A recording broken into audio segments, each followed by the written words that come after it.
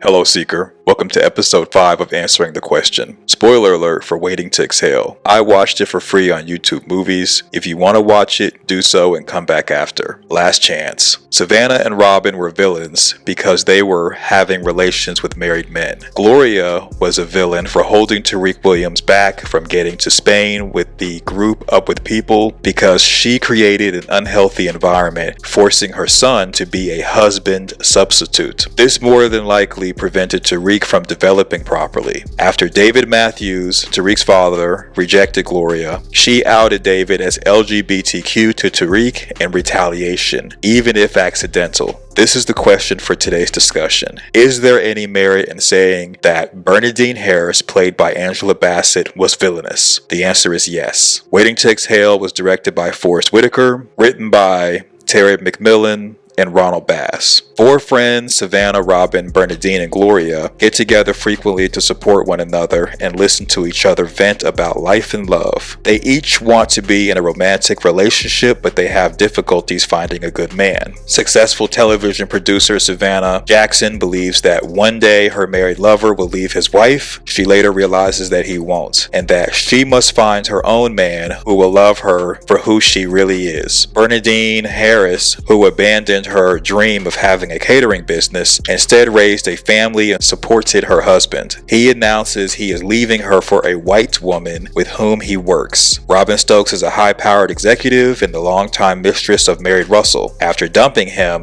she has problems finding someone suitable. Beauty salon owner Gloria Matthews is a single mother. Her ex-husband and the father of her son tells her that he was always bisexual and now realizes he's gay. Gloria eventually falls in love with a new neighbor, Marvin King. The situations all resolve themselves for the better. Savannah ends up permanently dumping her married lover. Bernadine gets a large divorce settlement with her ex-husband and finds love with a widowed civil rights attorney who encourages her to pursue her catering dream. Robin ends up pregnant by her married lover but dumps him and chooses to raise the baby on her own. Gloria apologizes to her neighbor for snapping at him when he suggested that she should let her son grow up and experience the world. She learns not to be so protective of her son and lets him go on an Up With People trip to Spain. She finds love while learning to take care of herself rather than being self-sacrificing in her devotion to her son and her business. When John Harris Sr. said he was taking another woman to the party and was leaving Bernadine for her, Bernadine's first guess was Kathleen, John's accountant. So she already suspected something. However, Bernadine's next response was in reference to what John's business partners and friends would think. Bernadine was more focused on appearing successful, keeping up with the Joneses, and competing with other races of people. She believed if she played her part, then everything would stay a fairy tale. This was evidenced with Bernadine saying, quote, "I gave you 11 years of my life." Instead of,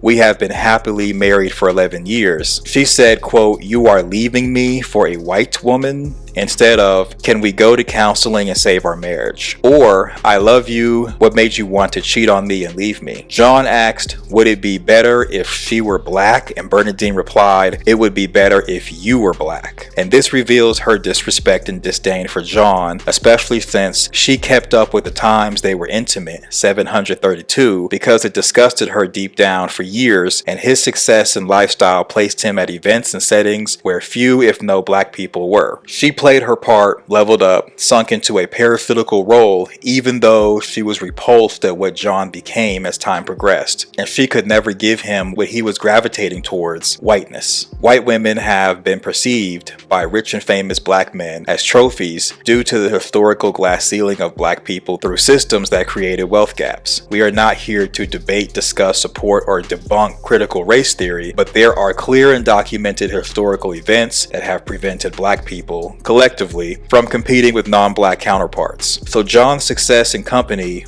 put him close to people she probably thought he wished he was, white, but could never be because of the skin he was born in. He more than likely enjoyed how things turned out, whereas she more than likely believed he should have worked harder to get black people there instead of not wanting his company to have older versions of the improperly influential people he did not want around his children. This movie was released in 1995 before the internet boom, social media, and the equality and equity movements for people of color. So success meant You lived a better lifestyle than many people who were minorities, but it also meant you were somewhat removed from living and seeing minorities, which more than likely gave Bernadine feelings of isolation throughout the years. Even more so because John wanted their children to go to a school where there were only 2 black kids to prevent from being, quote, improperly influenced, which further demonstrated a group identified inferiority complex. I understand his thought process, maybe you do too, but at the time Bernadine could care less, probably was pro-black, and thought John was a sellout and Uncle Tom when she said, quote, he was the improper influence. Plus she was a housewife with little in common with other wives whose husbands worked at John's company and lived in her neighborhood because she grew up in a black community with black specific experiences and had a master's degree in business, which was more than likely an MBA. I have an MBA in finance, and they do not come cheap or easy. She does not believe a black woman should be a housewife, and that is implied when she said, while pulling John's suits down, that she was, quote, his white woman for 11 years. Instead of saving her marriage, asking for marriage counseling, or blowing off steam constructively like going to the gym, Bernadine took all of John's clothes, shoes, and belongings, threw them in his vehicle, and then set the vehicle on fire, possibly leaving him with next to nothing. She was intent on not only destroying her children's father's belongings, but destroying what she perceived as whiteness, which most consider antithesis to blackness or being black, that had been a shadow in her home and in her life for over a decade. The movie has a duality in that the yin was Bernadine being cheated on and abandoned by a black man who wanted her to give up her dreams and put him first, only to have John choose whiteness over her. The yang was her ending up with a black civil rights lawyer who wanted her to pursue her dreams and put herself first before a white judge awarded her with a settlement of $1.5 million in the Phoenix Municipal Savings and Loan Association, ownership of the residence at 1985 Ohio Drive in Pinnacle Peak, Arizona, a second house in Acapulco, Mexico, $500,000 in stocks and bonds, and an E320 S-Class Mercedes station wagon. This all awarded through the help of a black woman lawyer. John's faith in the system, even having a white male as a lawyer,